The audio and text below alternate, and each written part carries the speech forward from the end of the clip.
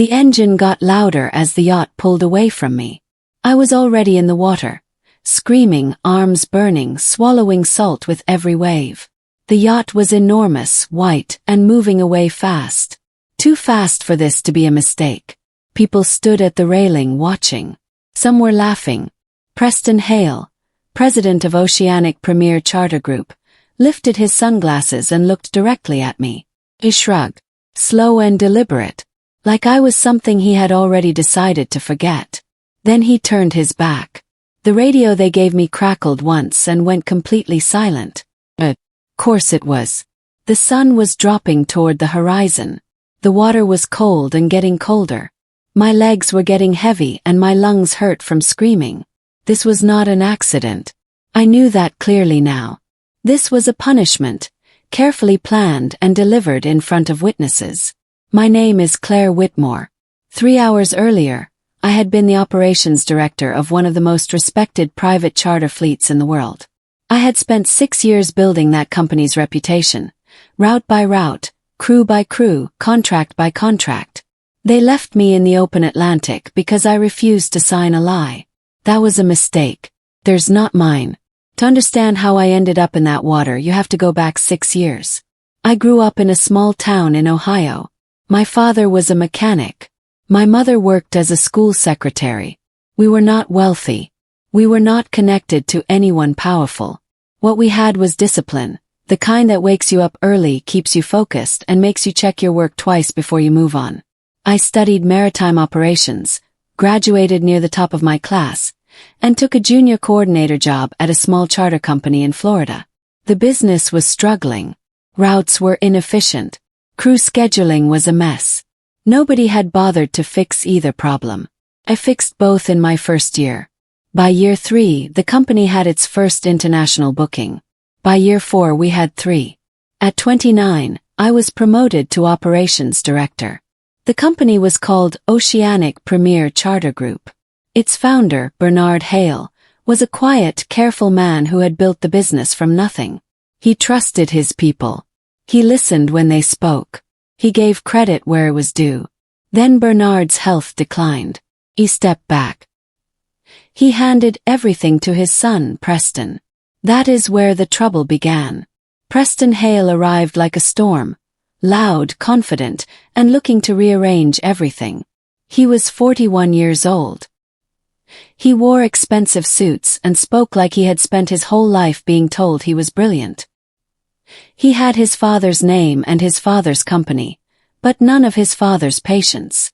And none of his respect for the people doing the actual work. In his first month, Preston replaced 2 experienced department heads with friends who had never worked in maritime operations. He held a 3-hour company-wide meeting that said almost nothing useful and ended with applause that felt forced. The first time he spoke to me in front of other people, I was 4 minutes into a quarterly risk report I had spent 2 weeks preparing. The data was solid. The recommendations were clear. He interrupted me. "You're being dramatic," he said, loud enough for the whole table to hear. "These are routine numbers. Let's not manufacture problems." Someone laughed nervously. Then a few more. I tried to continue. He cut me off again. "Stick to the admin side, Claire. That's your strength." I sat down. My hands were steady. My face was calm. But I had just been shown, clearly and publicly, exactly how the next chapter of my career was going to go. 3 months after Preston took over, a maintenance clearance form landed on my desk. It covered one of our flagship vessels, a 200-foot charter yacht used on international routes. The form stated that the ship's emergency navigation system had passed its quarterly safety inspection. I checked the attached records. It hadn't. The test had been skipped entirely. Someone had simply written "passed" in the box and moved the paper along. I flagged it immediately. I sent a memo to Preston, copied the compliance officer, and requested the inspection be completed before the vessel returned to service. This was not me being difficult. This was standard procedure. People's lives depended on these checks. 2 days later, Preston called me into his office. The form was on his desk. He had a pen ready. "Just sign it," he said, smiling. I told him I could not. I explained the risk, to the passengers, to the crew, to the company's legal standing if anything ever went wrong out there. The smile disappeared. "I'll find someone else to sign it," he said. "That's your right," I told him. "But I want it on record that I flagged this and I refused." He looked at me for a long moment. Then very quietly he said, "You just made a mistake." I walked out. That night I documented everything. After that meeting, things changed fast. I stopped being invited to meetings I had always attended. Decisions inside my own department started happening without me.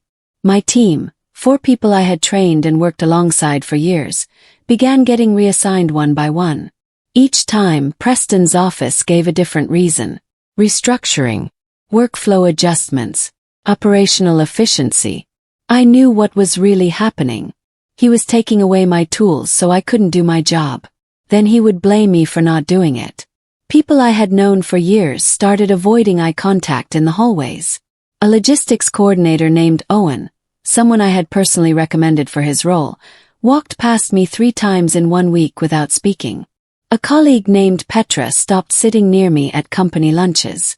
Then one evening, a junior analyst named Felix caught me near the elevator. He looked nervous, his voice low. "He's been telling people you're unstable," Felix said. "That you're difficult and creating problems." Thanked him.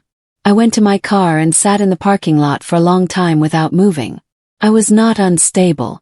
I was not difficult. I was the person who had made this company worth something. And I was being slowly erased while the man doing it smiled at investors and accepted their praise.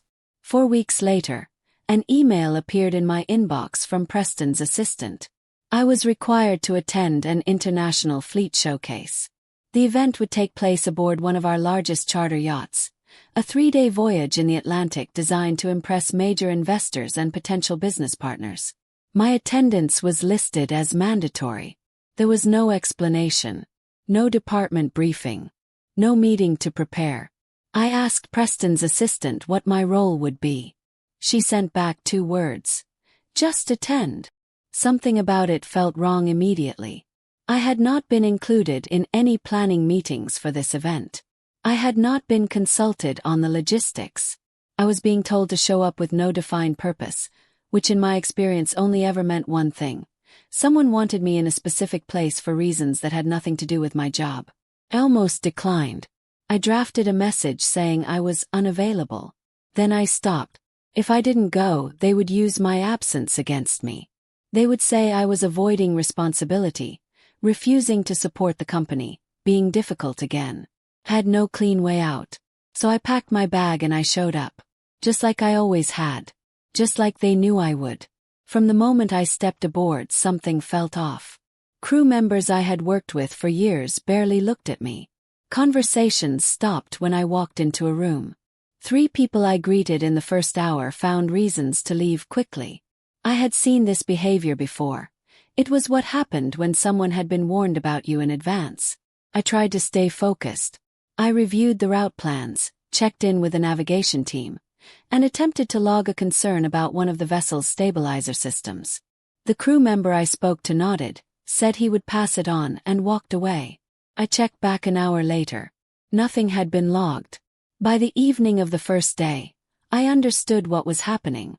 I had not been invited here as an operations director. I had been brought as a target. Preston had arranged this carefully. The right investors were watching. The right crew members had been prepared. All he needed was a trigger, and I had a feeling he planned to create one if I didn't provide it naturally. Kept my voice calm, my movements professional. I told myself that whatever they were planning, I would not give them an easy moment to use. I was wrong about how easy they would make it for themselves. On the second morning, I found Preston on the main deck. He was surrounded by 3 investors who had flown in from Europe. Everyone was relaxed and holding drinks even though it was barely 10 in the morning. Preston was laughing at something when I approached. Kept my voice low. I told him I wanted to revisit the maintenance clearance issue from the previous month. Specifically because the vessel we were on was due for its own compliance review, and I wanted to be sure we were not repeating the same pattern. He laughed. Not a quick, dismissive laugh. A long, deliberate one. Loud enough for the investors to hear clearly, timed perfectly to make them all turn and look at me. Claire has been a little overwhelmed lately, he told them, shaking his head slowly. She tends to see problems where there aren't any. We've been working with her on it. They smiled politely. One of them looked at me with quiet pity. The blood rose to my face. Kept my expression still. My voice steady. But I had just been publicly humiliated in front of the people whose opinion mattered most in that moment. And Preston had done it without raising his voice or changing his smile once. I walked away from Preston and moved toward the lower deck. I needed one moment alone. Just one moment to collect myself and decide how to handle what had just happened. I didn't get it. A senior crew member named Bart, someone who had joined the company 6 months earlier, someone I barely knew, stepped directly in front of me at the bottom of the stairs, arms crossed, blocking my path. Maybe take some air at the rear of the vessel, he said. Cool off a bit. I am calm, I said. You don't look calm. I stepped to the right.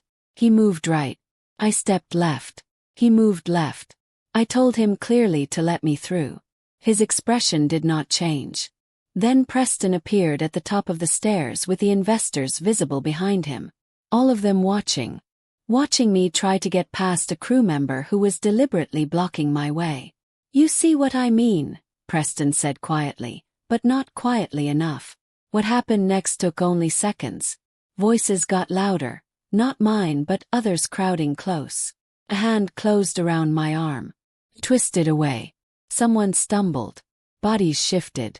And then I was falling. The water hit me like a wall. Cold. Completely black under the surface. The shock of it pulled every bit of air from my lungs at once. I had gone over near the stern and the drop was only a few feet, but the cold was immediate and total. I surfaced gasping, reaching for the hull. There was nothing to grab. Smooth fiberglass, and the current had already pushed me a body length from the side. Help! I'm in the water. The yacht idled. Its engine hummed low. For 1 second I thought they were cutting power and throwing a line. They did not. The engine note shifted. The propellers churned white water at the stern. And slowly, deliberately, the yacht began to move away from me. I screamed until my throat burned raw.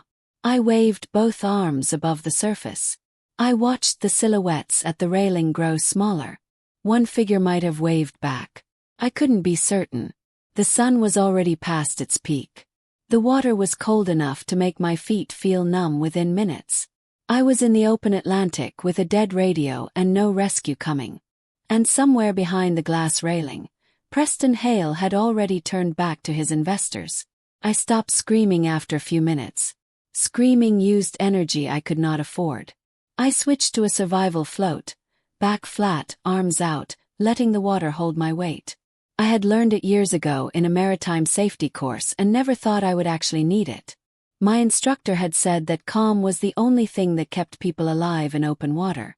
Not strength, not luck. I tried to be calm. The yacht was a white shape on the horizon, growing smaller. I watched it until I could not see it. Then I focused on my breathing. I understood exactly what had happened. This had not been an accident or a moment of confusion. Had been arranged. Bart blocking the stairs, the investors positioned to watch, Preston's carefully timed remark about me being overwhelmed.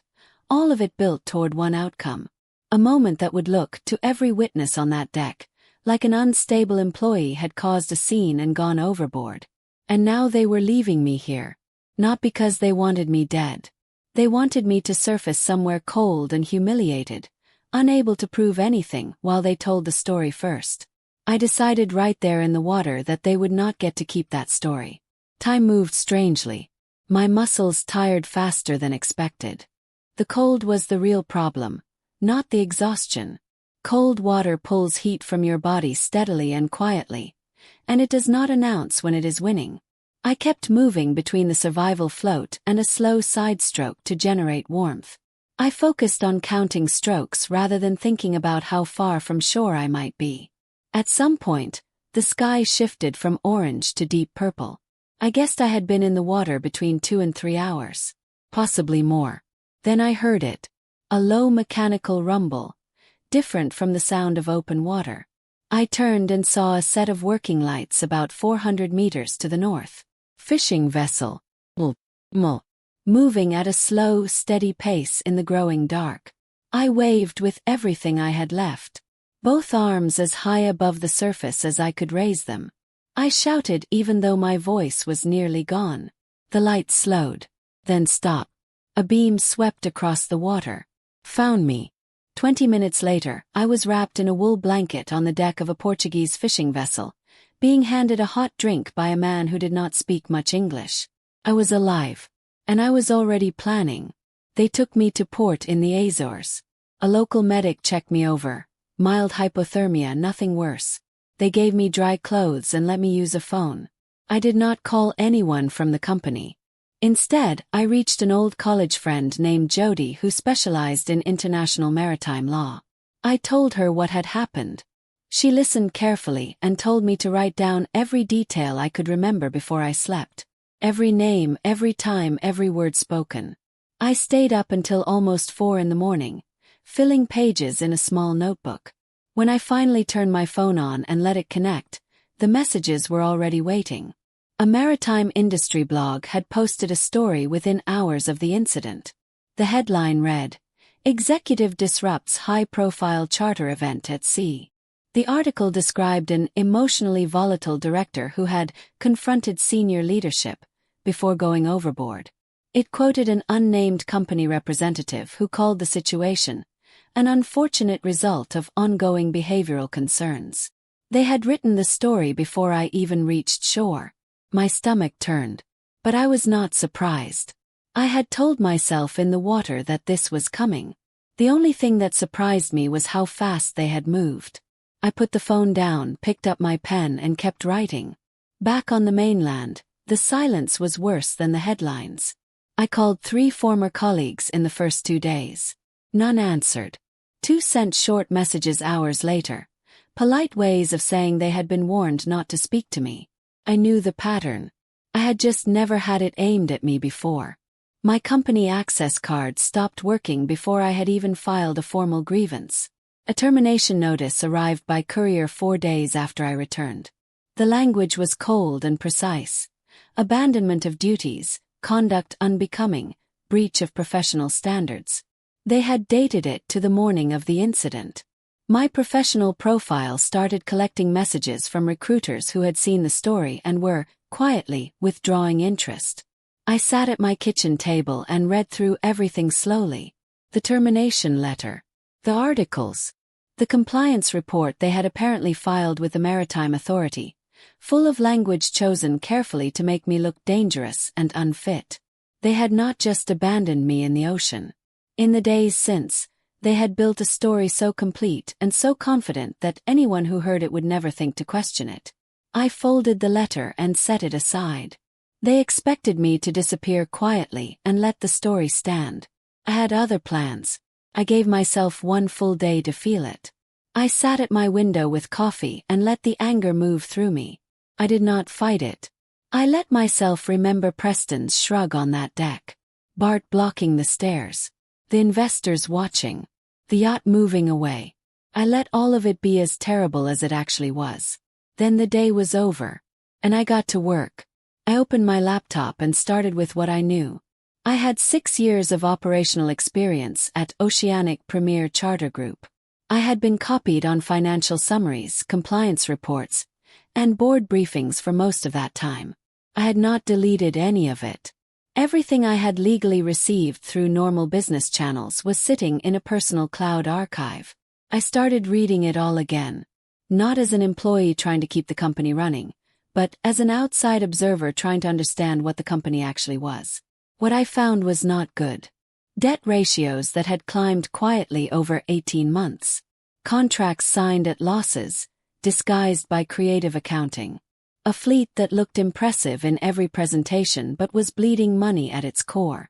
Preston had expanded aggressively, spent lavishly, and masked the results carefully. The company wasn't powerful. It was fragile and hiding it. 3 weeks after returning from the Azores, I received an email I did not expect. The sender was Walter O'Say. The name took me a moment to place. Then I remembered a client from about 4 years earlier. A quiet, careful man who ran a respected international shipping operation. He had booked 2 private charters for executive team retreats, and I had handled both personally because the itineraries were complicated and the details mattered. He had never been loud or demanding. He had simply paid attention.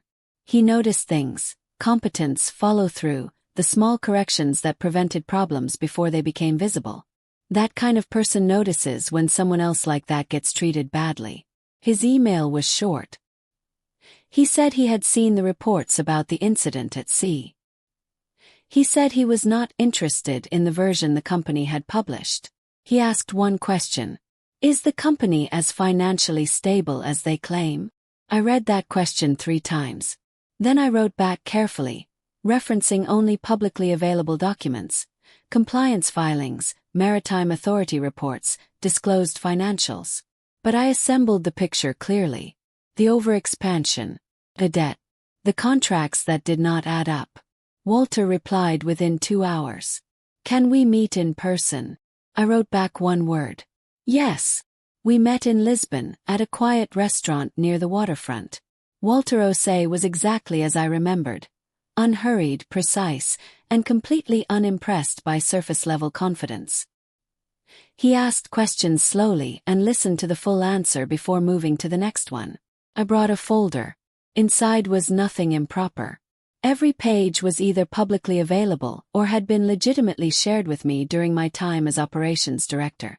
But assembled together, those documents told a story Oceanic Premier had worked hard to keep hidden in fragments.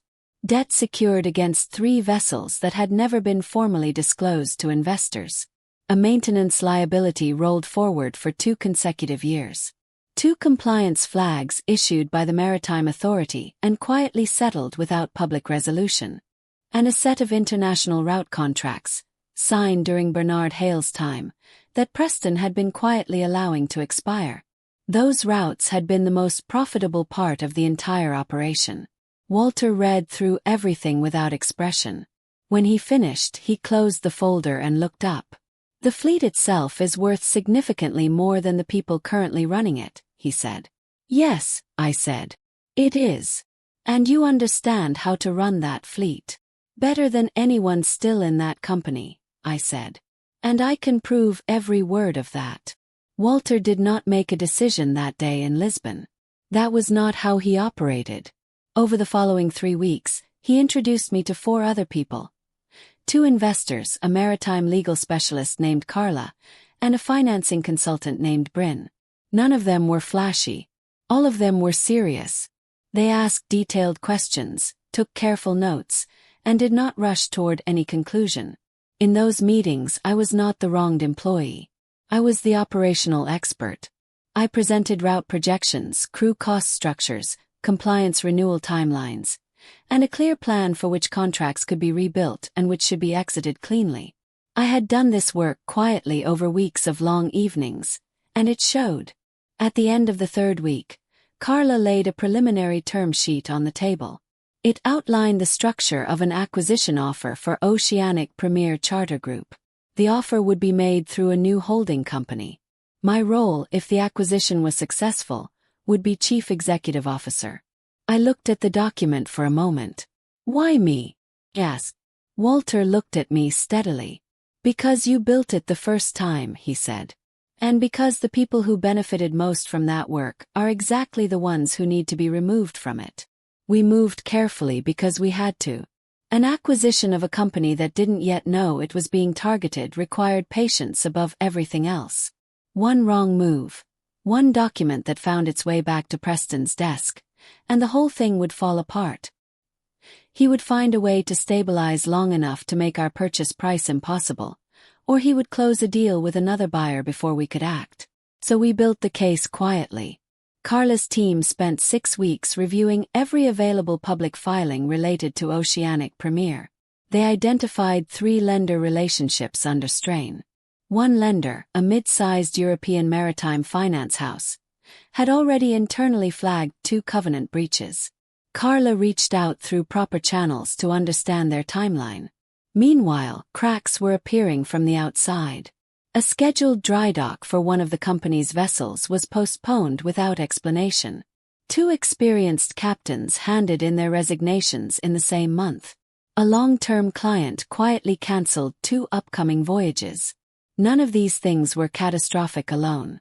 But together they were the beginning of a collapse.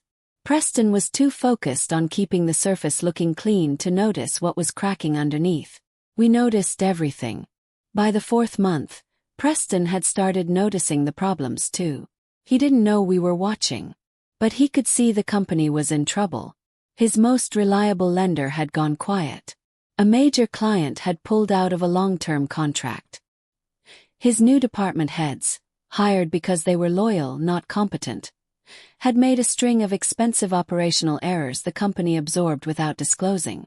Preston's response was to move fast and find a buyer. He instructed his advisors to begin marketing the fleet internationally. The pitch was aggressive, focused on brand recognition, route network, and vessel quality. It carefully ignored the debt structure, maintenance backlogs, and unresolved compliance liabilities. The goal was to close a deal quickly, before anyone looked too carefully at the details. His team made contact with 3 potential buyers. 2 passed after preliminary review. The third, a European charter company looking to expand, showed serious interest. I learned about this through a source I had not expected. Nina had been my assistant for 4 of my 6 years at Oceanic Premier. She had been reassigned when my team was broken apart, but she had never stopped paying attention to what was happening around her. She sent me a single message late on a Thursday evening. "He's very close to closing this. You may not have much time." We accelerated. Carla called an emergency session with the full group. Bryn confirmed that the financing was in place and could be drawn down within 10 business days if needed.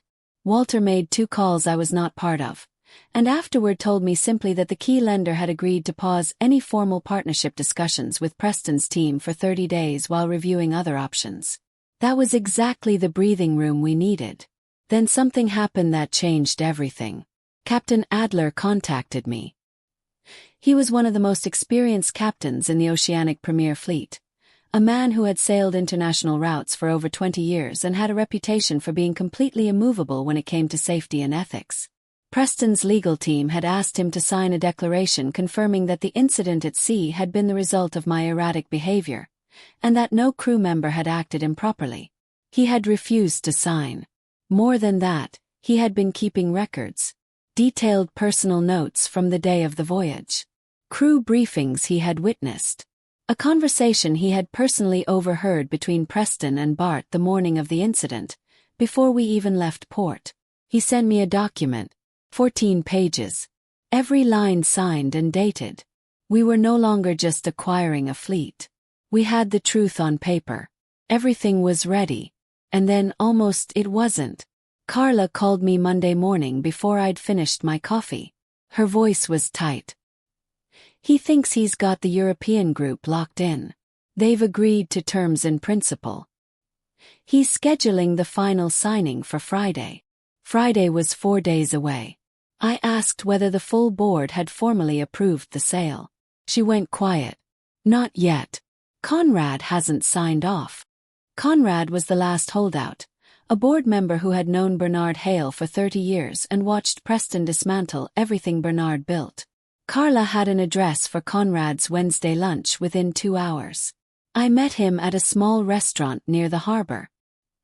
He was 72 years old and deeply uncomfortable, in the way of a man who already knew something had gone badly wrong. I did not pressure him. I laid Captain Adler's 14 pages in front of him alongside the compliance documents and the full financial picture I had assembled. I showed him the routes Preston had quietly allowed to expire, the most profitable part of the business Bernard had actually built. Conrad read everything slowly. He asked 3 questions, answered all 3. Then he folded his hands and said, "I'm going to need more time to review the proposed sale." 5 days. It was enough. Our acquisition offer was submitted formally on a Wednesday. It was structured cleanly, financed fully, and accompanied by a detailed operational and compliance review documenting exactly what the fleet was worth. Debts, maintenance backlog, and all unresolved liabilities included. Unlike Preston's deal with the European group, our offer required no seller remediation of outstanding compliance issues. We had already priced everything in.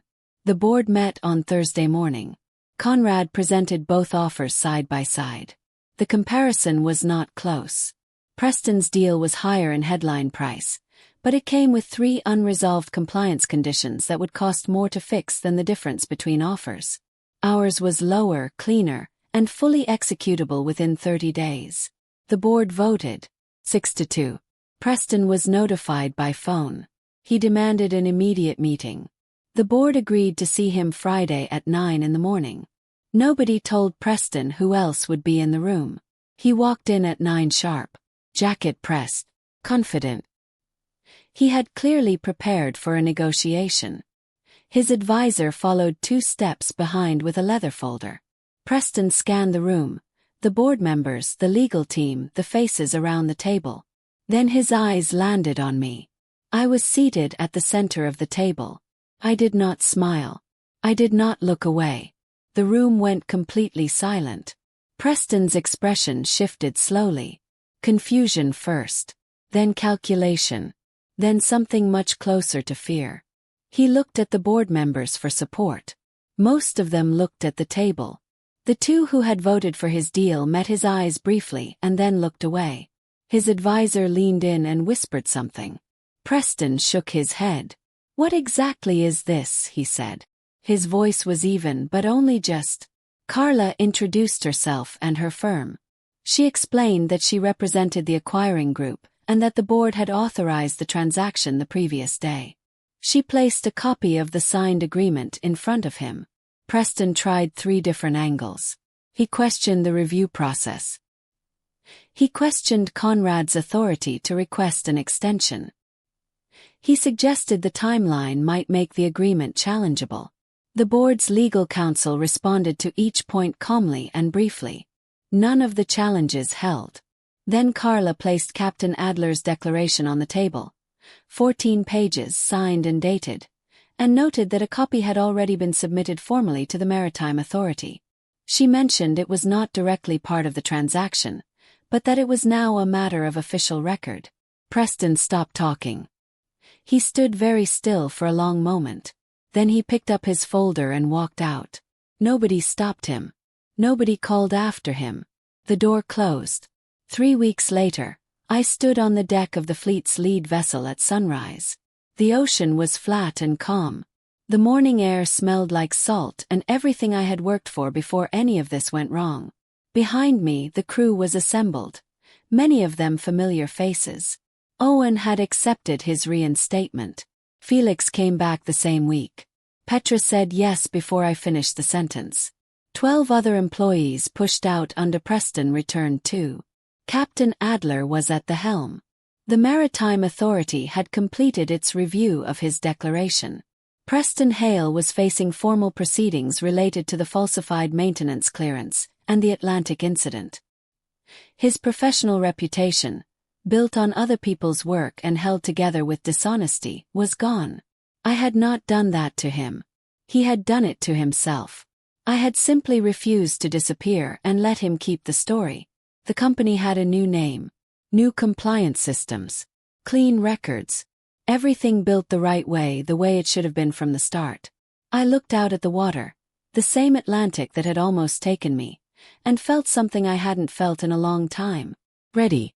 I had outworked Preston Hale, outlasted him, taken back everything they tried to drown with me. Some people only win by pushing others under. Those people always lose in the end.